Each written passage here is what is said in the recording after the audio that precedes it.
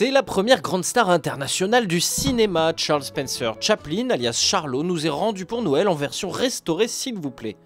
Les premiers films du génie du muet entre 1916 et 1917.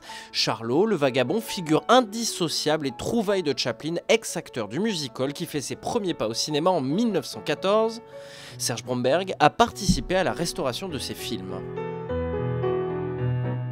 Il a rapidement l'intuition qu'il lui faut un personnage. Alors, un jour, c'était pour son deuxième film, en janvier 1914, Chaplin est appelé sur le plateau, il passe dans la galerie des costumes, il prend un chapeau, une veste trop petite, un pantalon trop grand, des chaussures, des vieilles chaussures dépareillées.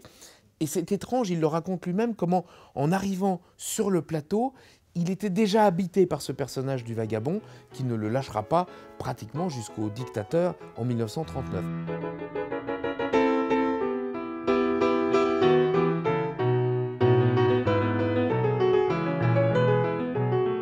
Chaplin a un tel succès qu'à la fin de sa première année de cinéma 1914, on lui offre un salaire mais totalement délirant pour aller dans une autre société.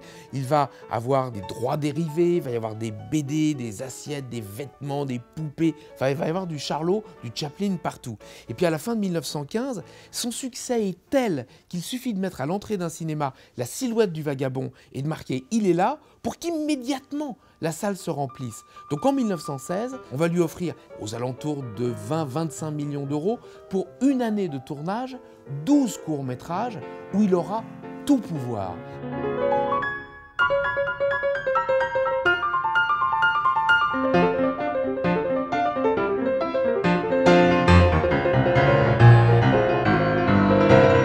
Il a son propre studio, il est le réalisateur, le producteur, évidemment le scénariste et l'acteur. Et du coup, ce sont les premiers films de Chaplin.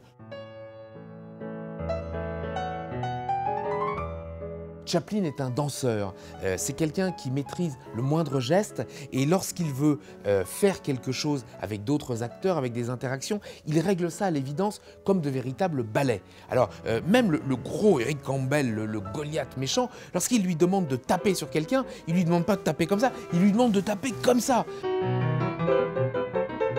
Il y a une gestuelle, une dynamique qu'on ne retrouve pas ailleurs et qui ne peut être connue que de quelqu'un qui a eu pour objectif de remplir une scène de spectacle avec un ou deux acteurs.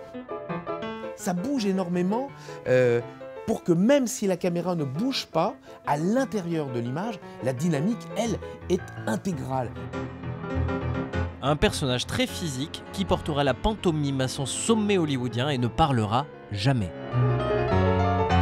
Chaplin commencera un film en 1928 qui s'appelle Les Lumières de la ville. À l'époque, le cinéma est en train de muter. Le son vient d'arriver et tout le monde veut faire du sonore.